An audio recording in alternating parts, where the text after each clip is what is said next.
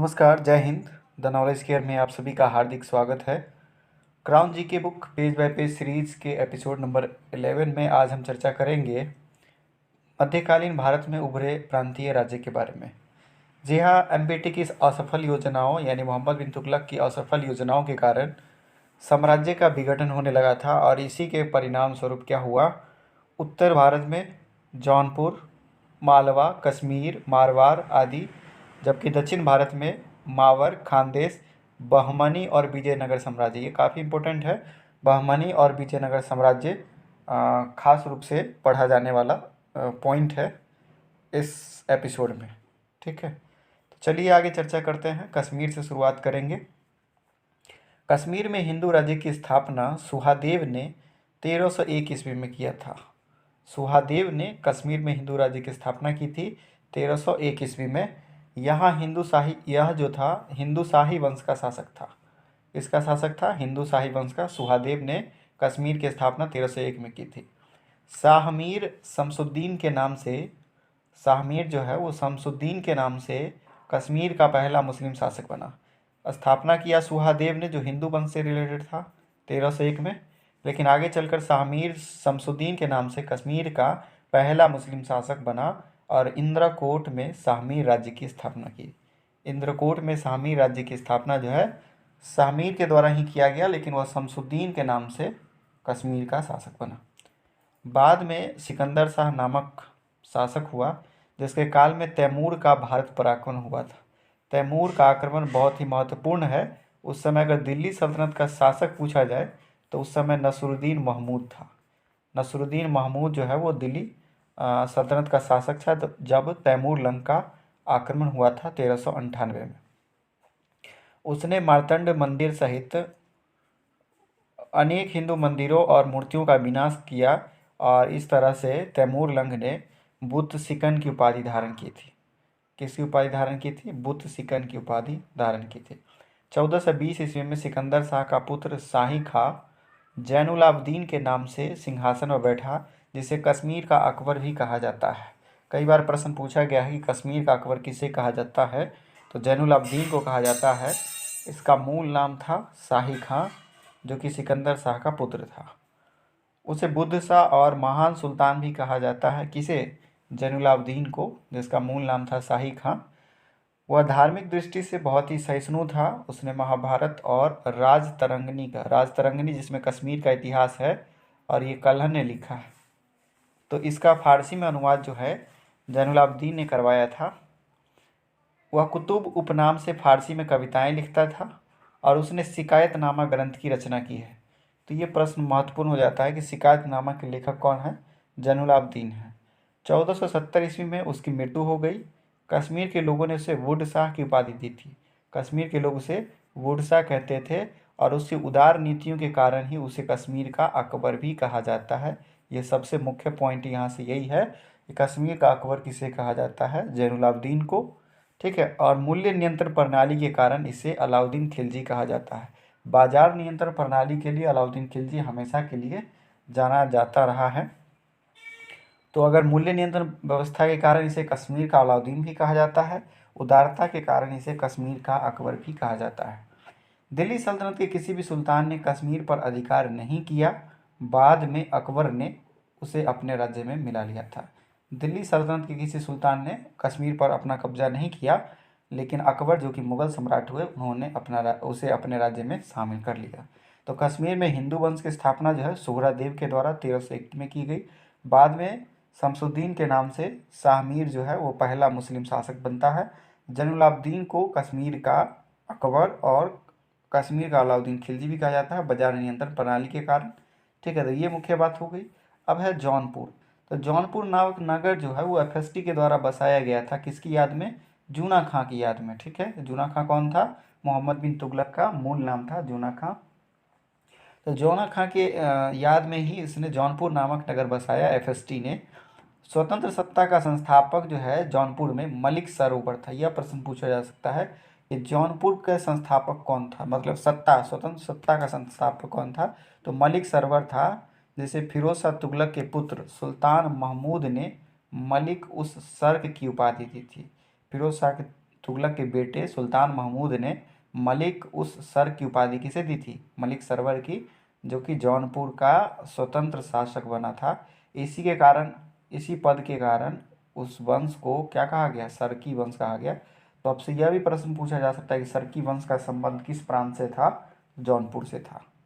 सरकी शासकों में सबसे उल्लेखनीय शासक जो था वो इब्राहिम शाह था, जिसने सिराज ए हिंद की उपाधि धारण की थी। अटाला मस्जिद जो जौनपुर ढंग की शिल्प विद्या के दैदीप्यमान नमूने के रूप में खड़ी है, यह इब्राहिम शाह के काल में स्टार्ट हुआ था। झफड़ी मस्जिद का भी निर्माण जो है वो इब्राहिम शाह ने ही करवाया था। अटाला मस्जिद वाला प्रश्न जो है काफ़ी महत्वपूर्ण है, कई बार पूछा गया है कि अटाला मस्जिद का निर्माण किसने करवाया? तो इब्राहिम शाह सरकी ने करवाया, क्योंकि इस वंश को सरकी वंश के नाम से जाना जाता है। उसने जौनपुर को एक सुंदर नगर बनाया और उसके समय स्थापत्य कला में एक नई शैली जौनपुर या सरकी शैली का भी जन्म हुआ था। किसके समय? इब्राहिम शाह के समय। इस काल में जौनपुर को पूरब का सिराज कहा जाने लगा। यह प्रश्न भी कई बार पूछा गया है कि पूरब का सिराज किसे कहा जाता है? तो जौनपुर को कहा जाता है। सरकी वंश का अंतिम शासक हुआ हुसैन शाह सरकी, जिसे बहलोल लोदी ने 1479 ईस्वी में हरा दिया और 1484 में जौनपुर पर कब्जा कर लिया। कौन? बहलोल लोदी, जो कि लोदी वंश के संस्थापक थे। पद्मावत की जो रचना है मलिक मोहम्मद जैसी जिन्होंने पद्मावत लिखा है, वो कहाँ के रहने वाले थे? जौनपुर के रहने वाले थे। मलिक मोहम्मद जैसी जौनपुर के रहने वाले थे। तो ये था जौनपुर।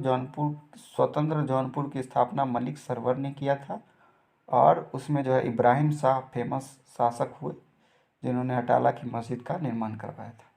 अब बंगाल की चर्चा करते हैं। बंगाल को दिल्ली सल्तनत में शामिल करने का श्रेय मोहम्मद बिन बख्तियार खिलजी को जाता है। इख्तियारुद्दीन मोहम्मद बिन बख्तियार खिलजी। मोहम्मद तुगलक के समय 1338 ईस्वी में बंगाल दिल्ली से आज़ाद हो गया। एमबीटी के समय ही ये सब अलग हुए हैं। 4 साल के बाद इलियास खां नामक एक अमीर ने लखनौती और सोनारगांव पर कब्जा कर लिया। लखनौती और सोनारगांव बंगाल में ही पड़ता है। सुल्तान शमसुद्दीन इलियास खां की उपाधि धारण कर बंगाल की गद्दी पर बैठ गया। फिरोज शाह तुगलक ने बंगाल पर आक्रमण कर दिया और उसकी राजधानी पंडुआ पर कब्जा कर लिया। बाद में दोनों में संधि हो गई। इलियास खां और फिरोज शाह तुगलक के बीच संधि हो गई। इलियास खां के राजवंश का सबसे प्रसिद्ध शासक जो है वह था सुल्तान गियासुद्दीन आजम शाह। यह अपने न्याय के लिए काफ़ी जाना जाता था। यह और प्रसिद्ध फारसी कवि हाजी सिरजी से उसका कांटेक्ट था। किसका? गियासुद्दीन आजम शाह का। बंगाल के अमीरों ने 1493 में अलाउद्दीन हुसैन शाह को बंगाल का शासक बनाया। चैतन्य महाप्रभु अलाउद्दीन के समकालीन थे। यह प्रश्न काफ़ी महत्वपूर्ण हो जाता है कि अलाउद्दीन हुसैन शाह के समकालीन थे चैतन्य महाप्रभु, जो कि एक संत थे। आगे अगर धार्मिक आंदोलन के चैप्टर में हम चर्चा करेंगे अगले दिन। उसने सतधीरे नामक आंदोलन की शुरुआत की। उसके बाद उसका पुत्र नसीब खां नासिरुद्दीन नुसरत शाह की उपाधि से गद्दी पर बैठा। उसने गौड़ में, बंगाल को गौड़ कहा जाता था, इसमें गौड़ में सोना और कदम रसूल मस्जिद का निर्माण करवाया।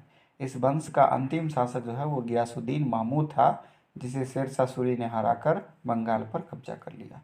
ये था बंगाल स्वतंत्र प्रांत की कहानी। अब है गुजरात की कहानी। तो गुजरात को दिल्ली सल्तनत में मिलाने का काम जो है वो अलाउद्दीन खिलजी ने राजा कर्ण को हरा दिया था 1297 में। रायकरण भी नाम था राजा कर्ण का। उसे हराकर अलाउद्दीन खिलजी ने गुजरात को मिला लिया था। बाद में एमबीटी ने जफर खां को गुजरात का सूबेदार बनाया, जिसने 1407 ईस्वी में अपने गुजरात का स्वतंत्र शासक बना लिया। ठीक है, अपने आप को गुजरात का स्वतंत्र शासक किसने बना लिया? जफर खां ने। जफर खां को मुजफ्फर शाह की उपाधि दी गई थी। जफर शाह के मरने के बाद उसका पोता अहमद शाह सुल्तान बना। उसने नव स्थापित अहमदाबाद को अपना राजधानी बनाया था। अहमद शाह सुल्तान बना और अहमदाबाद की उसने राजधानी बनाई। उसने अहमदाबाद में एक जामा मस्जिद का भी निर्माण करवाया था। महमूद बेगड़ा का संबंध कई बार पूछा जाता है कि महमूद बेगड़ा का संबंध किस प्रांत से है? तो गुजरात का यह प्रसिद्ध शासक हुआ। यह इस वंश का महानतम शासक रहा। उसने चंपानेर और गिरनार के किलों को जीता था, इसलिए उसे बेगड़ा कहा जाता था। बेगड़ा। उसने मुस्तफ़ाबाद नगर की स्थापना की। किसने? महमूद बेगड़ा ने। उसने सिद्धपुर मंदिर का विनाश किया। और गुजरात में पहली बार हिंदुओं पर जजिया कर लगाया। तो गुजरात में हिंदुओं पर पहली बार जजिया कर महमूद बेंगड़ा ने लगाया। 1572 ईस्वी में मुगल बादशाह अकबर ने गुजरात को मिला लिया। गुजरात को जीता था अकबर ने। इसी उपलक्ष्य में जो है उसने बुलंद दरवाज़ा का निर्माण करवाया था। और गुजरात जीतने के दौरान ही अकबर को समुद्र से दर्शन हुआ था, मतलब अकबर समुद्र पहली बार देखा था। मालवा की चर्चा करें तो मालवा जो है अलाउद्दीन खिलजी ने मालवा को दिल्ली सल्तनत का अंग बना लिया था। तैमूर के आक्रमण के बाद दिलावर खां गोरी ने मालवा को स्वतंत्रता की घोषणा कर दी थी। दिलावर खां के द्वारा दिलावर खां का बेटा होशंग शाह अगला शासक बना, जिसने नर्मदा नदी के किनारे होशंगाबाद शहर बसाया था। दिलावर खां का पुत्र था होशंग शाह, जिसने होशंगाबाद नामक नगर बसाया था। कहाँ पर? नर्मदा नदी के तट पर। उसने मांडू को अपना राजधानी बनाया। होशंग शाह ने मांडू को अपनी राजधानी बनाया। महमूद शाह ने मालवा में खिलजी वंश की नींव डाल दी। मेवाड़ के राणा कुंभा से 2 युद्ध में दोनों शासकों ने अपनी अपनी विजय का दावा किया। राणा कुंभा ने चित्तौड़ में विजय स्तंभ, ये प्रश्न कई बार पूछा गया है कि विजय स्तंभ का निर्माण, चित्तौड़ में विजय स्तंभ का निर्माण किसने करवाया? तो राणा कुंभा ने करवाया। और महमूद खिलजी ने मांडू में 7 मंजिलों वाला स्तंभ स्थापित किया। यह तो नहीं पूछा गया है, लेकिन ये चित्तौड़ में विजय स्तंभ कई बार पूछे गए हैं विभिन्न एग्जाम में। अकबर ने मालवा को मुगल साम्राज्य में सम्मिलित कर लिया था। अब बाज बहादुर का महल किसने बनवाया? सुल्तान नसरुद्दीन शाह ने बनवाया। रूपमती का महल भी नसरुद्दीन शाह के द्वारा ही बनवाया गया। कुस्क महल का निर्माण महमूद खिलजी ने करवाया। जहाज महल का निर्माण गयासुद्दीन खिलजी ने करवाया। हिडोला भवन या दरबार हॉल का निर्माण होशंग शाह ने किया। होशंग शाह जिसने होशंगाबाद नामक शहर भी बसाया था नर्मदा नदी के किनारे। अब मालवा के बाद चर्चा है मेवाड़ की। तो मेवाड़ जो आधुनिक उदयपुर है उसे मेवाड़ कहा जाता था। अलाउद्दीन खिलजी ने 1303 में मेवाड़ को जीतकर दिल्ली सल्तनत में मिला लिया था। उस समय मेवाड़ का शासक थे राणा रतन सिंह, और इनकी पत्नी थी पद्मावत, जो आपने मूवी देखी है पद्मावत, है ना? फिल्म देखिएगा, बहुत बढ़िया फिल्म है। इतिहास की बहुत सारी बातें आपको छप सी जाएगी आपके दिमाग में। तो गुहिलौत राजपूत वंश के थे राणा रतन सिंह, मेवाड़ के शासक थे, और पद्मावत इनकी पत्नी थी। राणा रतन सिंह का रोल किए हैं इसमें कौन? शाहिद कपूर किए हैं। गुहिलौत वंश की एक शाखा सिसोदिया वंश के हमीर देव ने मेवाड़ राज्य की स्थापना की थी। गुहिलौत वंश का एक शाखा था सिसोदिया वंश, उसके शासक थे हमीर देव। उन्होंने मेवाड़ राज्य की फिर से स्थापना की, और इसी राजवंश के महान शासक थे राणा कुंभा, जिन्होंने चित्तौड़ में विजय स्तंभ का निर्माण करवाया था। इन्होंने मालवा के विरुद्ध सफलता प्राप्त करने के उपलक्ष्य में 1448 में चित्तौड़ में कीर्ति स्तंभ या विजय स्तंभ का निर्माण करवाया था, जिसे हिंदू देवशास्त्र का चित्रित कोश कहा गया है। उसके जयदेव कृत गीत गोविंद पर, गीत गोविंद के लिखा कौन है? जयदेव है। जयदेव कृत गीत गोविंद पर रसिक की प्रिया नामक टीका लिखा। किसने? राणा कुंभा ने। 1527 में खानवा का युद्ध हुआ था, फेमस, बाबर और राणा सांगा के बीच, जिसमें बाबर ने राणा सांगा को हरा दिया था। और 1576 में अकबर ने हल्दी घाटी की लड़ाई में महाराणा प्रताप को हराया था। हालांकि यह विवादित प्रश्न है, इतिहासकार इसे मान नहीं रहे हैं कि हल्दी घाटी के युद्ध में महाराणा प्रताप की हार हुई थी, लेकिन अभी तक जो एग्जाम में प्रश्न पूछे जाएंगे उसमें आपको अकबर को ही विजेता मानकर चलना है, जब तक मामला ठंडा ना हो जाए। अंत में जहांगीर के समय मेवाड़ ने मुगल आधिपत्य को स्वीकार कर लिया था। मेवाड़ ने जहांगीर की गुलामी स्वीकार कर ली थी। खानदेश की बात करें तो खानदेश के स्वतंत्र राज्य की स्थापना मलिक राजा फारूकी ने की थी, और खानदेश की राजधानी थी बुरहानपुर। और असीरगढ़ का किला जो है वह खानदेश का एक शक्तिशाली सैन्य अड्डा था। खानदेश की राजधानी कहाँ थी? बुरहानपुर थी, और इसके संस्थापक थे खानदेश के राजा फारूकी। अकबर ने 1601 ईस्वी में खानदेश को मुगल साम्राज्य में मिला लिया था, 1601 ईस्वी में। अब आ गया हमारा सबसे इम्पोर्टेंट और आज का महत्वपूर्ण जो पॉइंट है, वो है विजयनगर साम्राज्य और बहमानी साम्राज्य। इससे कई बार लगातार प्रश्न पूछे गए एग्जाम के में, और बढ़िया टॉपिक है ये। भारत के दक्षिणी पश्चिमी तट पर 1336 ईस्वी में विजयनगर साम्राज्य की स्थापना हरिहर और बुक्का नामक भाई ने कर दी। कई बार यह भी प्रश्न पूछा गया है कि विजयनगर साम्राज्य जो वर्तमान में हम्पी में है उसके अवशेष कहाँ से मिले हैं, तो वो तुंगभद्रा नदी के तट पर कर्नाटक में मिले हैं। मोहम्मद बिन तुगलक ने जब कंपीली को जीता था तब हरिहर और बुक्का को पकड़कर दिल्ली लाया गया था और उनको मुसलमान बना दिया गया था। लेकिन जब कंपीली में विद्रोह हुआ तो हरिहर और बुक्का को दक्षिण की सुरक्षा के लिए दक्षिण भेज दिया गया और इसने वहाँ पर संत विद्यारण्य के प्रभाव में आकर फिर से हिंदू बन गए थे। मतलब एमबीटी ने कंपीली का विद्रोह जीता था। उस समय हरिहर और बुक्का दोनों भाई को दिल्ली लाया गया था और जबरन उसे मुसलमान में कन्वर्ट कर दिया गया था। फिर से वह विद्यारण्य संत विद्यारण्य के प्रभाव में आए हरिहर और बुक्का और वह फिर से हिंदू धर्म को अपना लिए। 1336 में हरिहर ने हम्पी हस्तिनावती राज्य की नींव डाली। उसी वर्ष तुंगभद्रा के तट पर विजयनगर साम्राज्य बसाया था। तो विजयनगर साम्राज्य जो है वो आपका तुंगभद्रा नदी के तट पर हम्पी में स्थित है। ठीक है, हम्पी में स्थित है। विजयनगर साम्राज्य में 4 महत्वपूर्ण वंश हुए, संगम, सुलुभ, तुलुभ और अरबेडु। संगम वंश के संस्थापक हुए हरिहर प्रथम, ठीक है, हरिहर और बुक्का। तुलु वंश के संस्थापक वीर नरसिंह हुए, सुलु के हुए नरसिंह और आरबीडू के संस्थापक हुए तिरुमल। ठीक है, तो यहाँ से कई बार प्रश्न आते हैं, आगे हम चर्चा करेंगे। और जो आपका सबसे प्रमुख है वो है कृष्णदेवराय, जो कि तुलु वंश से संबंधित है। कई बार पूछा गया है कि कृष्णदेवराय का संबंध किस वंश से है, तो वो तुलु वंश से है। संगम वंश में चर्चा करेंगे हरिहर प्रथम की। तो हरिहर प्रथम संगम वंश के पहले शासक थे। इसकी पहली राजधानी जो थी वो अन्य गोंडी थी। 7 वर्ष के बाद उसने विजयनगर को अपना राजधानी बना लिया था। शुरुआत में संगम वंश की राजधानी जो थी वो अन्य गोंडी थी, लेकिन बाद में विजयनगर को अपना राजधानी बनाया। उसने होयसल की राजधानी द्वार समुद्र थी, तो होयसल को जीतकर विजयनगर में मिला लिया था। कौन? हरिहर प्रथम। और मदुरै के मुसलमानी राज्य को भी हरा दिया था। अब बुक्का प्रथम की बात करें तो जब उसने हरिहर प्रथम के बाद बुक्का प्रथम शासक बना, 1356 से 77 तक इसका शासनावधि रहा। उसने मदुरै के अस्तित्व को मिटाकर विजयनगर साम्राज्य में मिला लिया।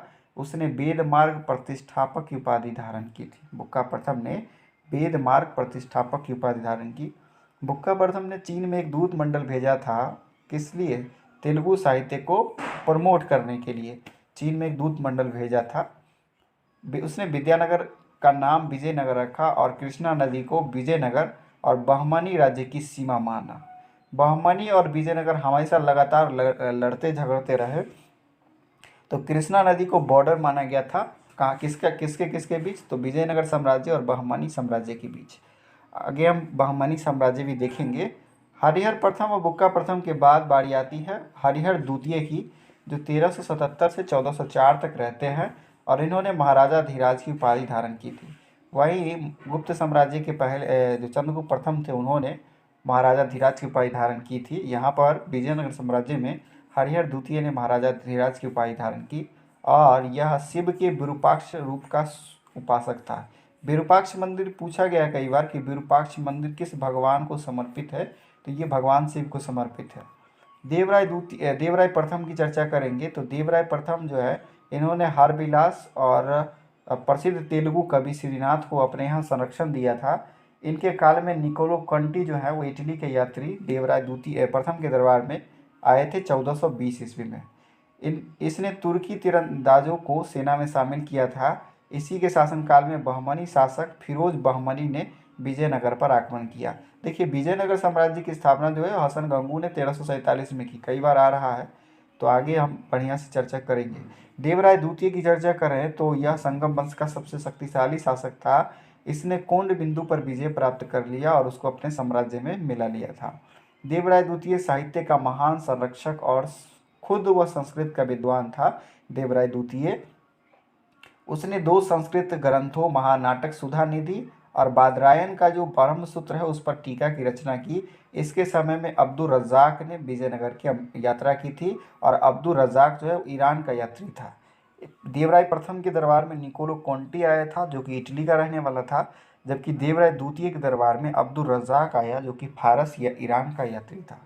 संगम वंश का अंतिम शासक की चर्चा करें तो यह विरूपाक्ष द्वितीय था, जिसे सुलुभ नरसिंह ने मारकर सुलुभ वंश की नींव डाल दी। तो जो संगम वंश है उसका जो पहला शासक था हरिहर प्रथम था। हरिहर और बुक्का नामक दो भाई ने विजयनगर साम्राज्य की स्थापना की 1336 में। संगम वंश की राजधानी शुरुआत में अनेगोंडी थी, बाद में कहाँ बन गई, विजयनगर बन गई, जो कि अभी आपको वर्तमान में उसके अवशेष जो हैं तुंगभद्रा नदी के तट पर मिल जाएगा। संगम वंश का अंतिम शासक हो गया विरूपाक्ष द्वितीय, जिसे सुलुभ नरसिंह ने मारकर सुलुभ वंश की नींव डाल दी। और नरसिंह सुलुभ जो है वो अपने वंश का एकमात्र शासक हुआ। इसके बाद आया तुलु वंश, और तुलु वंश के संस्थापक थे वीर नरसिंह। देखिए, सुलुभ के संस्थापक सिर्फ नरसिंह सुलुभ हैं, तुलुभ के संस्थापक में वीर नरसिंह लगा हुआ है, बस इतना सा फर्क है कि आगे जो आया वो वीर हो गया। अब इसी के सबसे महत्वपूर्ण शासक थे कृष्णदेव राय। कृष्णदेव राय तुलु वंश के सबसे महत्वपूर्ण शासक थे। बाबरनामा में विजयनगर के शासक कृष्णदेव राय का उल्लेख किया गया है, और बाबर ने माना कि दक्षिण भारत का कोई मजबूत शासक है तो वह है कृष्णदेव राय। बाबरनामा में कृष्णदेव राय की चर्चा बाबर ने खुद की थी। कृष्णदेव राय की बात करें तो इसके समय में पुर्तगाली यात्री डोमिंगो और पायस आए थे। दोनों पुर्तगाल के रहने वाले थे, डोमिंगो और पायस, ठीक है। नहीं, डोमिंगो पायस और बारबोसा दोनों इन्हीं के काल में आए थे। इसने हजारा मंदिर का निर्माण करवाया, और इसके दरबार में अष्ट दिग्गज रहा करते थे। देखिए, अष्ट दिग्गज और अष्ट प्रधान से जुड़े हुए प्रश्न कई बार परीक्षा में आते हैं और दिग्भ्रमित कर जाते हैं। तो अष्ट दिग्गज जो थे वे कवि थे, ठीक है, और ये रहते थे कृष्णदेव राय के दरबार में, जबकि अष्ट प्रधान जो हैं वो मंत्रियों का एक समूह था जो कि शिवाजी के दरबार में रहते थे। कृष्णदेव राय को आंध्र भोज, आंध्र पितामह भी कहा जाता था। इनके समय में पुर्तगाली यात्री अल्बुकर्क भारत आया था। अल्बुकर्क, जिसको पुर्तगाली वंश का वास्तविक संस्थापक माना जाता है, और गोवा और कोचिन में फैक्ट्रियाँ वगैरह लगाया था। आधुनिक भारत में हम अच्छा से चर्चा करेंगे।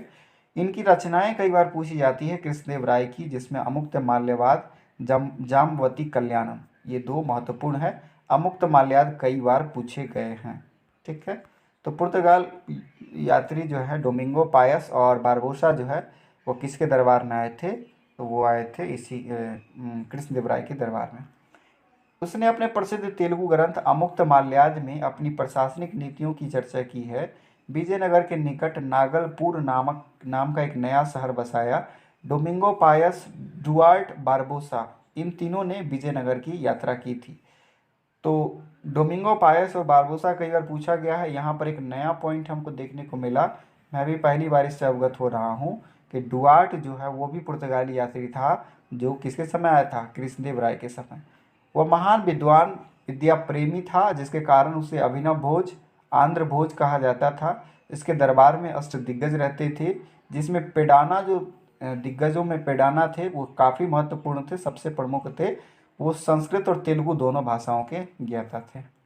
अब बात करते हैं अच्युत देव राय की, जो 1530 से 1542 तक शासन रहे करेंगे। इसने महामंडलेश्वर नामक एक नए अधिकारी की नियुक्ति की थी, और इनके समय पुर्तगाली यात्री नूनीज दरबार में आए थे। एक बार रिवाइज करेंगे। सबसे पहले जो देवराय प्रथम है उसके दरबार में निकोलो कोंटी आए, जो कि इटली के थे। देवराय द्वितीय के दरबार में अब्दुल रजाक आए, जो कि फारसी यात्री थे। डोमिंगो पायस और बारबोसा कृष्णदेव राय के दरबार में पुर्तगाली थे, और अच्युत देव राय के समय में नुनीज आए, वो भी पुर्तगाली ही थे। इसी के शासनकाल में पुर्तगालियों ने कोरन के मोती क्षेत्र पर विजय प्राप्त की थी। तो अच्युत देव राय के समय, देखिए कालक्रम जो है, चूँकि पुर्तगालियों का आगमन जो है वो 1498 में हो गया था, ठीक है। इसी दरमियान विजयनगर साम्राज्य, चूँकि दक्षिण भारत में ही उसका प्रभाव हुआ। दक्षिण भारत में वो केरल के कालीकट तट पर कपक डाबू नामक शहर पर पहली बार वास्को डी गामा पहुंचा था। तो अच्युत देव राय के समय ही पुर्तगालियों ने किस पर विजय प्राप्त की थी, तुतीकोरिन पर। अब हम चर्चा करेंगे सदाशिव राय की। तो यह विजयनगर साम्राज्य का नाम मात्र का शासक था। वास्तविक शक्ति जो है वो अरिबिडु वंश का जो मंत्री था राम राय, उसके हाथ में थी। तो सदाशिव राय की जगह पर कौन काम कर रहे थे, राम राय काम कर रहे थे, जो कि अरबिडु वंश से संबंधित थे। तालिकोटा का युद्ध सबसे फेमस है, जिसे राक्षसी तंगड़ी का युद्ध भी कहा जाता है, और इसी युद्ध से विजयनगर साम्राज्य का पतन माना जाता है। कहा जाता है कि तालिकोटा के युद्ध के समय कौन था शासक, सदाशिव राय था, लेकिन युद्ध का जो लीडर था वो था राम राय। क्योंकि वास्तविक सत्ता जो थी वो रामराय के हाथ में थी। यह प्रश्न पूछा जा सकता है कि तालिकोटा के युद्ध के समय या राक्षसी तंगड़ी के युद्ध जो हुआ था वह उसके समय में विजयनगर साम्राज्य का शासक कौन था? तो वो शासक था सदाशिव राय, लेकिन उस युद्ध का नेतृत्व रामराय कर रहे थे। विजयनगर विरोधी महासंघ में अहमदनगर, विजयनगर के खिलाफ कौन कौन थे? अहमदनगर, बीजापुर, गोलकुंडा और बीदर। बरार इसमें शामिल नहीं था। यह भी प्रश्न बन सकता है। ये सब आगे चलकर स्वतंत्र हो जाएंगे। इसका संचालक जो है अली आदिल शाह, अली आदिल शाह था। विजयनगर के विरोधी एक संघ चलता था जिसमें अहमदनगर, बीजापुर, गोलकुंडा और बीदर था, बरार नहीं था। ठीक है, विजयनगर के अपोजिट में, अपोजिट टीम की तरफ से कौन कौन थे? अहमदनगर, बीजापुर, गोलकुंडा और बीदर। बरार उसमें शामिल नहीं था। 23 जनवरी 1565 को आपका संयुक्त सेनाओं ने तालिकोटा के युद्ध, जिसे बन्नी हट्टी या राक्षसी तंगड़ी का युद्ध कहा जाता है, यह आपसे पूछा जा सकता है तालिकोटा का युद्ध कब हुआ? 1565 में। 23 जनवरी 1565 को हुआ और इसमें विजयनगर की सेना को हरा दिया। ठीक है, और विजयनगर साम्राज्य का जो पतन है वो इस युद्ध के कारण माना जाता है। इस युद्ध के बाद राम राय के भाई, चूंकि राम राय जो है वो आर्यभीडु वंश से था, तो राम राय के भाई तिरुमल ने बेनुगोंडा को अपनी राजधानी बना दिया और विजयनगर के अस्तित्व को बनाए रखा। वहां से छोड़कर बेनुगोंडा को अपनी राजधानी बना दिया। तिरुमल ने क्या किया? 1570 ईस्वी में सदाशिव को हटाकर, सदाशिव राय के कारण के समय में ही तालिकोटा का युद्ध 1565 में हुआ था, तो उसको हटाकर तिरुमल ने क्या किया? 1570 में आर्यभीडु वंश की स्थापना कर दी। आर्यभीडु वंश का जो अंतिम शासक था वो था रंग तृतीय। ठीक है, रंग तृतीय। धीरे धीरे विजयनगर साम्राज्य समाप्त हो गया। अब विजयनगर साम्राज्य की शासन व्यवस्था देखें तो यहाँ पर नायकर व्यवस्था थी, जिसके अनुसार राजा अपने जागीरदारों को निश्चित भूमि देता था, जिसे अमरण कह के देता था। ठीक है, इस भूमियों को के स्वामियों को अमर नायक कहा जाता था। वे राजा को हर साल एक निश्चित टैक्स देते थे और युद्ध में राजा की मदद करते थे। एक तरह से ठेकेदारी सिस्टम कह सकते हैं नायकर व्यवस्था को। ठीक है, उसके बाद आयंगार व्यवस्था थी। इस व्यवस्था के तहत कुछ गांवों को स्वतंत्र इकाई के रूप में दिया जाता, संगठित कर दिया जाता था। इसके प्रशासन के लिए 12 व्यक्तियों को नियुक्त किया जाता था। इन्हें आयंगार कहा जाता था। ठीक है, यह एक प्रकार का सामूहिक व्यवस्था हो गया। प्रशासन क्षेत्र की बात करें तो मंडलम प्रांत को कहा जाता था। कोट्टम या वलनाडु जिला को, नाडु से मेलाग्राम, मेलाग्राम 50 गाँवों का समूह होता था। सबसे छोटी इकाई होती थी उर, जिसको ग्राम कहते थे। किसानों का पैदावार 1/6 भाग लगान के रूप में देना होता था। 1/6 की चर्चा जो है वो गुप्त काल में भी है, मौर्य काल में भी है। ठीक है, कि 1/6 कर देना था, उचित था। सेना के लिए पृथक विभाग था जिसका अधिकारी दंडनायक या सेनापति होता था। विजयनगर का सबसे प्रसिद्ध सिक्का था सोना का बड़ा, स्वर्ण का बड़ा सबसे महत्वपूर्ण सिक्का था। जैसे विदेशी यात्रियों ने हुन, परदोस या पगोडा, स्वर्णिम पैगोडा भी कहा। ठीक है, पैगोडा जो है वो विजयनगर साम्राज्य की मुद्रा थी, पैगोडा। ठीक है, पैगोडा कहते थे, जबकि चांदी के छोटे सिक्के को तार कहते थे। विदेशी यात्री जो हैं वो सोने के बराह को हुन, परदोस या पगोडा कहते थे, जबकि चांदी के छोटे सिक्के को तार कहते थे। सेठ या चट्टी की बात करें तो यह विजयनगर राज्य के व्यापारी वर्ग का प्रमुख समुदाय था, चट्टी। ठीक है, विजयनगर राज्य का व्यापारी वर्ग को चट्टी कहा जाता था। वीर पांचाल ये दस्तकार वर्ग के थे। बेसबाग दासों को खरीदे और बेचे जाने को, मतलब गुलामों को खरीद बिक्री का जो केंद्र होता था उसको बेसबाग कहा जाता था। विट्ठल स्वामी का मंदिर और हजारा का मंदिर जो है वो कृष्णदेव राय के द्वारा बनवाया गया है। हजार स्तंभों वाला मंदिर हिंदू स्थापत्य कला का यह अद्वितीय नमूना है। एक बार फिर से रिवाइज कर लेंगे। निकोलो कांटी जो है वो देवराय प्रथम के दरबार में आया। अब्दुल रज्जाक देवराय द्वितीय के दरबार में आया। अच्युत देव राय के समय नुनीज आए। डोमिंगो पायस और बारबोसा जो है कृष्णदेव राय के समय आए थे। ठीक है, अब आता है बारी बहमनी साम्राज्य की। बहमनी साम्राज्य की स्थापना 1347 में हसन गंगू के द्वारा किया गया। वह अबुल हसन मुजफ्फर अलाउद्दीन बहमन शाह के नाम से गद्दी पर बैठा। विजयनगर साम्राज्य की राजधानी कहाँ थी? तो गुलबर्गा थी और उसका नाम अहमदाबाद रखा था। गुलबर्गा का नाम बदलकर अहमदाबाद रखा था। उसने हिंदुओं से जजिया न लेने का आदेश दिया। उसने अपने राज्य को 4 भागों में बांटा था, गुलबर्गा, दौलताबाद, बरार और बीदर। इसमें से आपको याद दिला दूं कि बरार जो है वो विजयनगर के अपोजिट गुट में शामिल नहीं था। बहमन शाह के बाद उसका बेटा मोहम्मद शाह प्रथम गद्दी पर बैठता है। उसने वारंगल और विजयनगर के हिंदू राजाओं से युद्ध किया और इस समय में बारूद का प्रयोग पहली बार हुआ था। मोहम्मद शाह प्रथम के बाद शासक बना अलाउद्दीन मुजाहिद, उसके बाद मोहम्मद द्वितीय, उसके बाद ताजुद्दीन फिरोज शाह, उसके बाद अहमद शाह, उसके बाद अलाउद्दीन अहमद शाह और लास्ट में अहमद शाह तृतीय। ताजुद्दीन फिरोज शाह ने फिरोज शाह नामक एक शहर बसाया था और चोल और दाभोल बंदरगाहों की उन्नति की थी। अहमद शाह ने 1425 ईस्वी में बीदर को अपनी राजधानी बनाया, जिससे मुहम्मदाबाद का नाम दिया था। अलाउद्दीन अहमद शाह के शासनकाल में महमूद गवाह को राज्य की सेवा में लिया गया था। हुमायूं ने 3 साल तक शासन किया और बहुत क्रूर था। उसे दक्कन का नीरो भी कहा गया। ठीक है, किसको? हुमायूं को। मोहम्मद तृतीय के शासनकाल में रूसी यात्री निकितन ने बहमानी राज्य की यात्रा की थी। अब बहमानी में भी राज्य में भी जो है रूस यात्रियों ने यात्रा की थी, जिसमें रूसी यात्री थे निकितन। इसी काल में महमूद गवाह प्रधानमंत्री बना और उसे ख्वाजा जहां की उपाधि दी गई। तो मोहम्मद तृतीय के समय में प्रधानमंत्री रहा महमूद गवाह। किस वंश से संबंधित है? किस साम्राज्य से? तो बहमानी साम्राज्य से। इसी प्रकार बहमानी साम्राज्य ने कुल 18 शासक हुए, जिन्होंने 175 वर्षों तक शासन किया। तो बहमानी साम्राज्य जो है 1346 में या 1347 में स्थापित हुआ और 175 वर्ष इसमें ऐड कर दीजिए, इतने दिनों तक चला। बहमानी राज्य का शासन जो है वो 4 तरफों में अड़तफों यानी प्रांत में बटा हुआ था। इसमें दौलताबाद, बरार, बीदर और गुलबर्गा शामिल था। प्रत्येक अड़तफ यानी कि प्रांत में एक तरफदार हुआ करते थे। महमूद गवाह जो कि प्रधानमंत्री था मोहम्मद तृतीय के समय, उसके काल में प्रांतों की संख्या जो है वो 4 से बढ़कर 8 हो गई थी। सुल्तान की सहायता के लिए मंत्री और अधिकारी होते थे, जिसमें वकील उस सल्तनत प्रधानमंत्री को कहा जाता था। इससे पहले जो है वजीर कहा जाता था दिल्ली सल्तनत में, लेकिन यहाँ पर वकील उस सल्तनत कहा जाता था। विदेश मंत्री को अमीर जुमला कहा जाता था। वित्त मंत्री को अमीर जुमला कहा जाता था। विदेश मंत्री को वजीर अशरफ कहा जाता था। सभी मंत्री के कार्यों का निरीक्षण के लिए वजीर कुल होते थे। पेशवा वकील इस सल्तनत के सहायक होते थे। कोतवाल जो है वो पुलिस विभाग के अधिकारी होते थे। अभी भी कोतवाल थाना को कहा जाता है।